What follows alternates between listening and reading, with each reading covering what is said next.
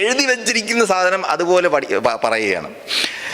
ഇനി പുംസവനക്രിയ, ഇതാണ് ഇതിൽ ഏറ്റവും ബൃഹത്തായ ഭാഗം. എങ്ങനെയാണ് നിങ്ങൾക്ക് ഒരു ആൺകുട്ടിയെ ജനിപ്പിക്കാം എന്നുള്ള ഭാഗം.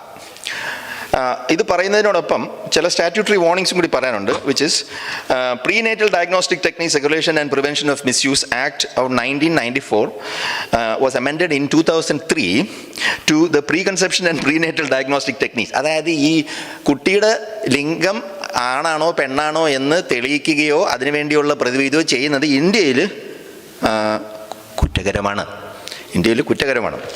നമുക്ക് വിഷയത്തിലേക്ക് കിടക്കാം. ഇന്ത്യയിൽ എന്തെങ്കിലും നിയമങ്ങൾ പറഞ്ഞിട്ടുണ്ടെങ്കിൽ ആയുർവേദത്തിന് ഇതൊന്നും ബാധകമല്ല. ആയുർവേദം നമ്മളുടെ പൈതൃകമാണ്, നമ്മളുടെ സംസ്കാരത്തിൻ്റെ ഭാഗമാണ്. അല്ലേ? അതെ. After the onset of menstruation for 3 days, 3 ദിവസത്തേക്ക് and 3 nights.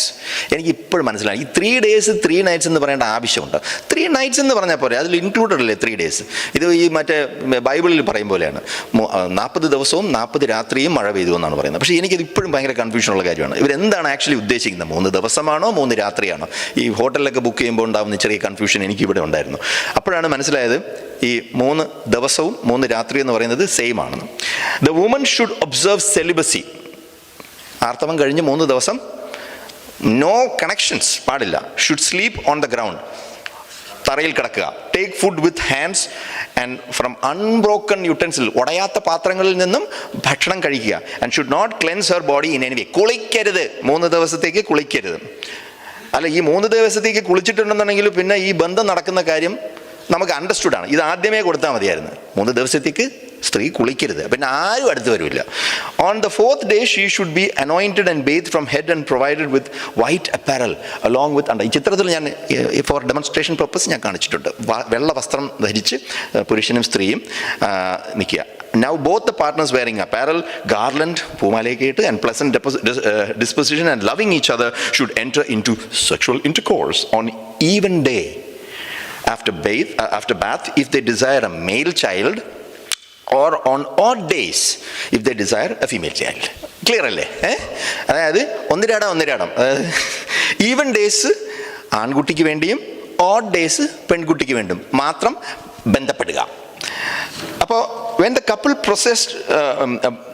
couple ഇത് ശരീരസ്ഥാന 8-ാം അധ്യായം 16-ാം ശ്ലോകത്തിൽ പറയുന്ന ഇതാണ്. When the couple processed by the above mentioned method join together in sexual intercourse, the undamaged sperm combined with the undamaged ovum in well-washed clean clothes, the good dye produces coloring instantly after contact, or the milk combined with curdling yeast attain the form of curd, leaving its original character. എങ്ങനെയാണോ തൈരുണ്ടാകുന്നത് എങ്ങനെയാണ് ഇതിൽ പറഞ്ഞിരിക്കുന്ന പദം അതേപടിയാണ് ഞാൻ പറയുന്നത്. Milk combined with curdling yeast.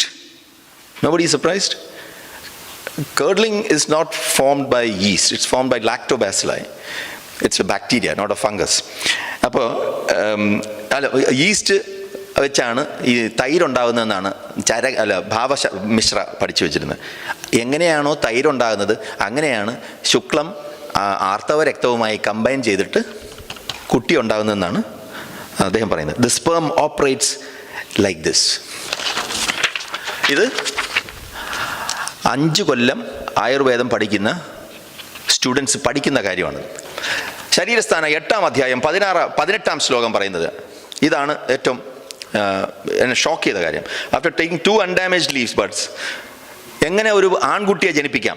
Measures which help procreate a male progeny. ആൺകുട്ടിയെ ജനിപ്പിക്കേണ്ട രീതി.